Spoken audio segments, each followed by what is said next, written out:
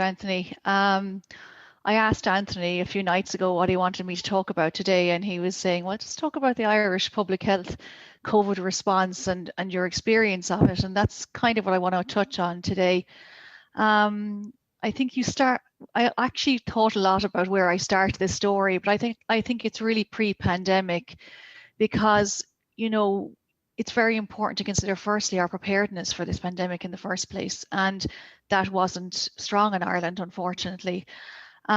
So firstly, we were starting off with a very, very reduced workforce. We have about 1/3 the staff in public health in Ireland compared to countries like Scotland and New Zealand, which are similar sizes population-wise. We also have difficulties as well recruiting into roles like mine because I'm employed as a specialist, which is unusual in countries like ours, in that most others are employed as consultants. So the contract itself means that it's a deterrent to recruitment and a deterrent to retaining staff as well who are skilled. And I suppose in addition to that, there's other implications with our contract in that we had no teams really working for us. And we had limited ability to do research or have to hold joint appointments with academic institutions. So immediately we were starting off with a kind of a shaky role within the health service. There was also a chronic lack of planning in relation to the skill mix and staffing we had within public health outside the specialist workforce as well. Gabriel Scally, it was on the call earlier on, but I saw him say that we didn't have a modern public health service in Ireland, and that is indeed true.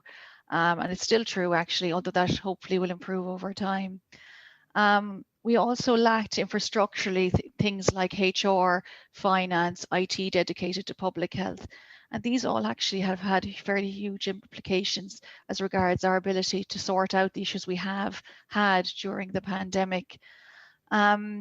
Additionally, one crucial appointment was left unfilled for many years, which was the director of the Health Protection Surveillance Centre. And that is actually our national epidemiologist. And that role sat empty for 4 years. And after which it was occupied, it's currently being occupied by a temporary appointment.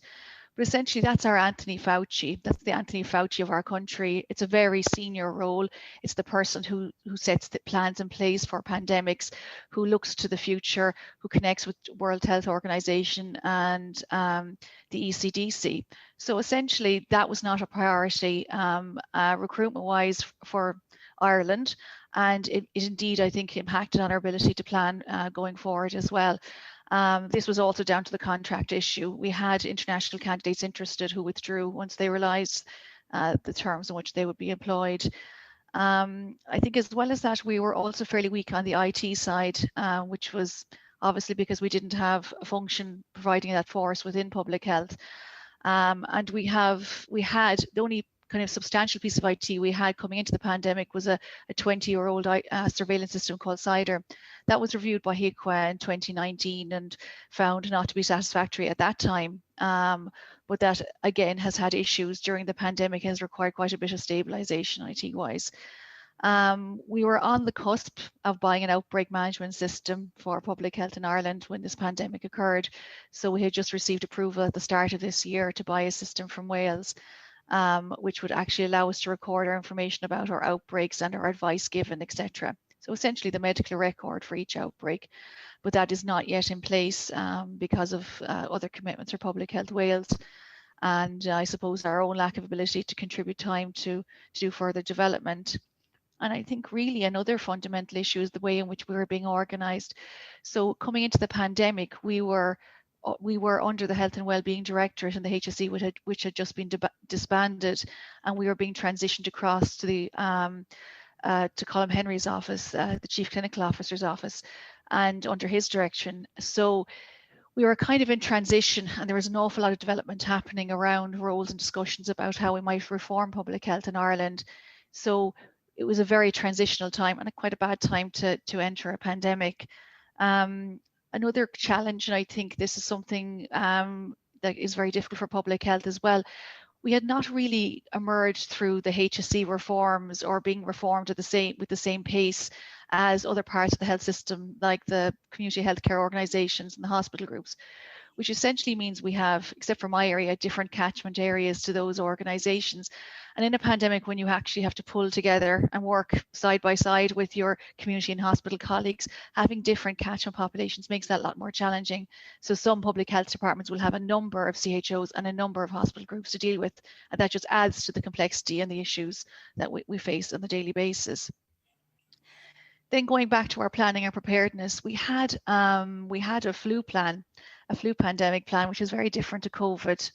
And I think, like many countries, we had that.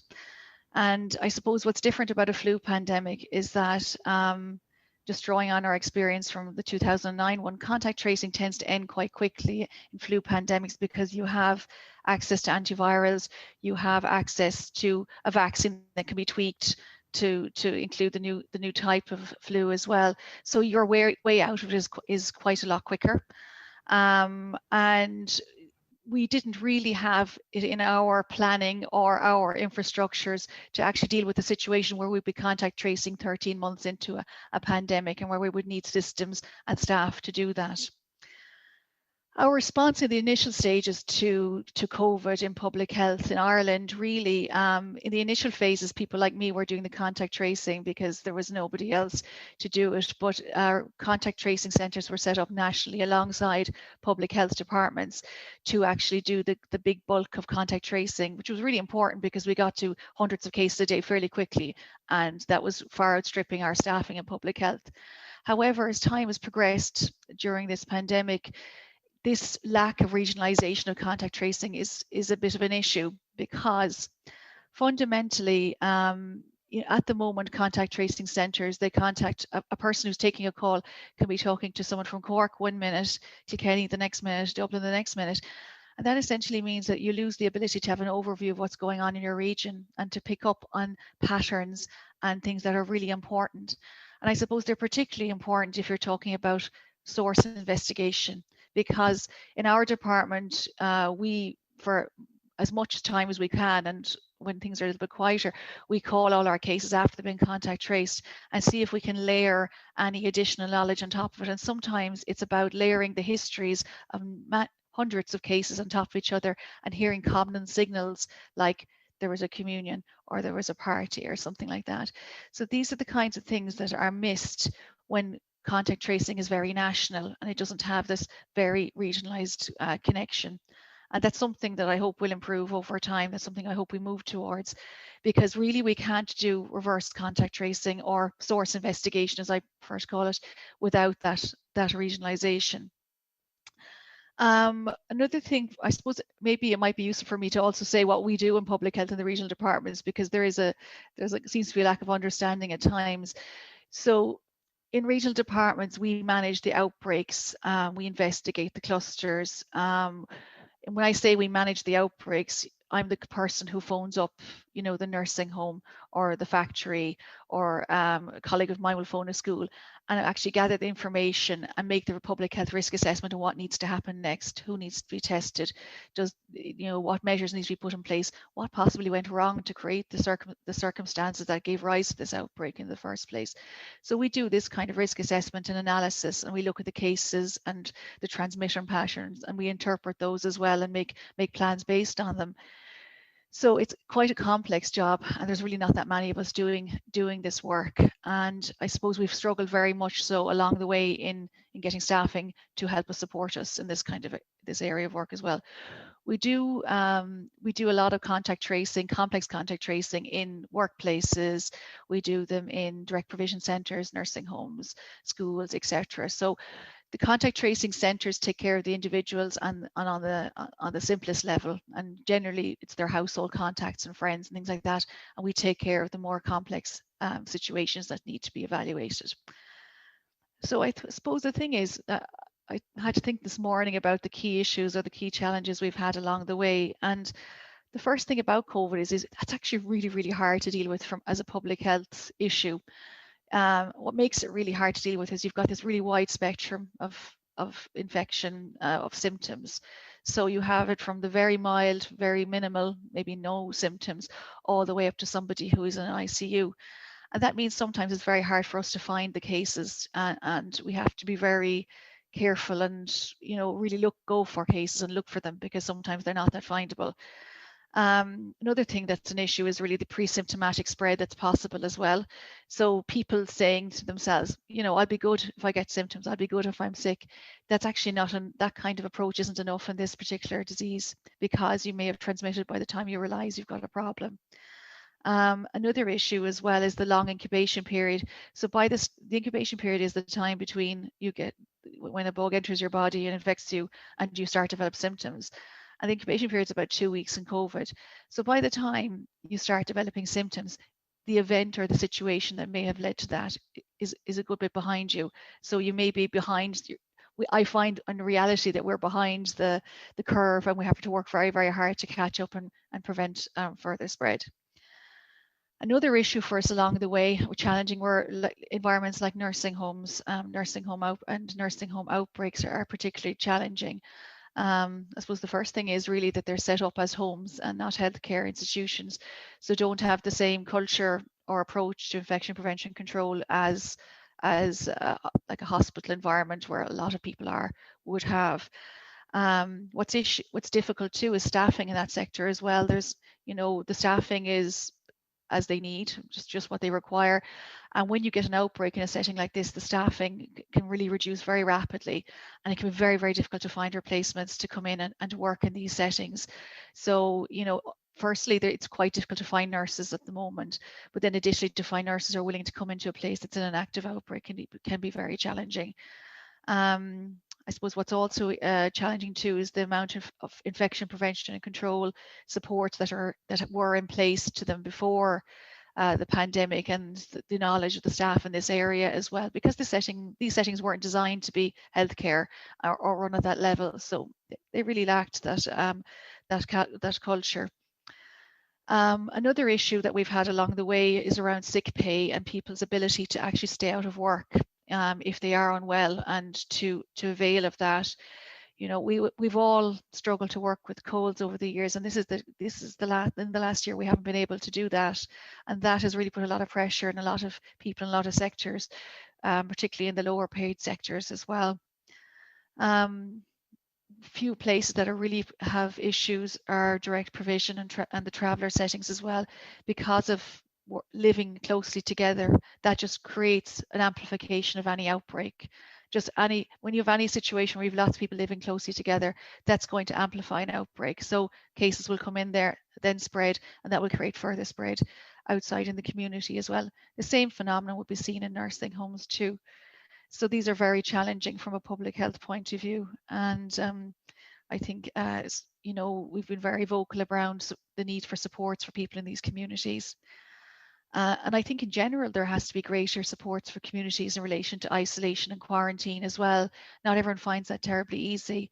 And also, you know, there are practical sides to it as well around getting food, having income to order food, you know, ordering food online and having credit cards to do these things. So a lot of these things cannot be taken for granted. I think in general, one of our major issues more recently is a messaging fatigue. I think people are quite tired at the moment. And I think we're noticing a kind of a slip on the ground in people's adherence to the guidance, which I can kind of understand at this stage because people are tired. But it's definitely contributing to holding the virus numbers at this level that we're observing over the last while. So that's why we seem to be stalling a little bit. I think something that we've particularly learned during the pandemic in public health is the importance of regional public health.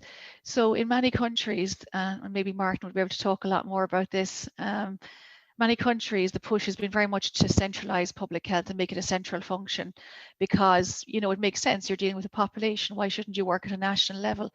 But in reality, you have to work at a regional level to address regional issues, because I know my population locally. I know the housing estates, I know the pubs, I know the restaurants, and I also know a lot of the local partners, like people in the hospital group, the community healthcare organisation. For example, in the outbreak I'm dealing with at the moment in UL, I know the academic partners locally, so I'm able to find out what's actually happening on the ground and tailor a response to that.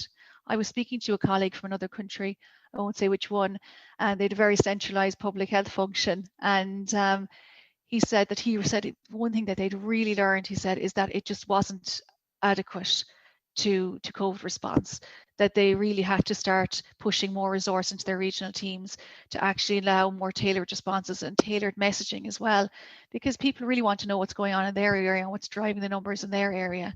And I suppose that helps them with their own risk assessments when they go out in their daily business. But it also means that we can do more nuanced control measures. I wanted to give you a kind of an example of how that has been working recently for me as well, because, and I've spoken about this in public already, but I think it just shows the value of local working together. So when I'm dealing with an outbreak in a nursing home or somewhere like that, it's very easy for me to investigate that because everybody is in a contained area. I know them, their names, I know where they're from. I know I can request tests for them. I can give advice based on where they are. Very simple. When I'm dealing with an outbreak like I'm dealing with in the student population in our local area, that's far more challenging because I don't know their names. An awful lot of students use their parents' addresses as their communication address. So it's actually quite difficult to find these people and test them and give advice and communicate to them. And I suppose in our area, you know, I've been very lucky. I've worked with the university locally and borrowed ideas from other places, and worked with their local community swabbing and testing, and put a system in place in our university where students could self-book tests. And so I put this system in place with the IT department in UL so we could have it in case any more blips happened after the second wave, where undoubtedly the student spread was a big driving force for the increase in cases in our region. So it's enabled us to have a much more rapid response this time round. And that's something that was very locally developed and locally driven. And also this learning that UL have put in place, this system, they've also shared it with the other academic institutions in our area too. So I'm able to tailor a response very much at a regional level. So I think I'll probably stop talking at this stage because I've talked for long enough, but I think that's the value of public health. And I think it's the value of actually putting resources into public health at a regional level, because it enables us to go case finding like I'm doing right now. I'm trying to take every opportunity from now onwards to suppress our numbers. I'm probably going to increase the numbers in the short term to actually find these cases, but that will actually hopefully have a positive impact in the longer term where the cases can be brought under control. So essentially, I think just in future, in going forward in public health, the staffing issue is, some of it has been sorted right now, but more needs to be done on that for sure. We also need to get a more diverse workforce in place as well. And I also think we need to get a public health approach to recovery from COVID as well. So we need to be thinking about how we're going to plan to deliver services in the post-COVID situation, and also how we're going to plan our social and cultural recovery as well from the difficult year that we've just had. And I suppose another thing I wanted to say too is we need to make sure that we remember the marginalized groups that I spoke about earlier. They need to be vaccinated. They need to be vaccinated, and plans need to be made to vaccinate them in a very different way to the rest of the population, because we know some groups are slow to uptake vaccine, and we shouldn't, one size does not fit all in this scenario. And maybe just two last closing thoughts. I think there's the whole pandemic has taught me a lot and made me reflect a lot about public health in the global sense. And firstly, that public health struggles very much to get funding globally, as well as Ireland. You know, nobody wants to pay for health insurance or house insurance. But the fact is that pandemics are likely to increase in frequency as time goes on. So it's very much a biosecurity issue. And secondly is that, you know, when I was doing the work around IT systems for public health and procuring one, that's what I did before, an outbreak management system in public health, there weren't a lot of solutions globally. The public health market is not a profitable one. So it means that an awful lot of systems for dealing with outbreaks had to be developed during this pandemic. we've had to buy a system, a call center software system from Microsoft, and adapt that for contact tracing. Other countries have done similar things. So the market essentially doesn't work because there isn't a market, because there is rarely funding. So if we want public health globally to have decent infrastructure, this is something that really needs to be looked at.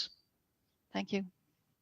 Okay, thank you very much. There was, I think, two very interesting contrasting perspectives on what's happening in public health.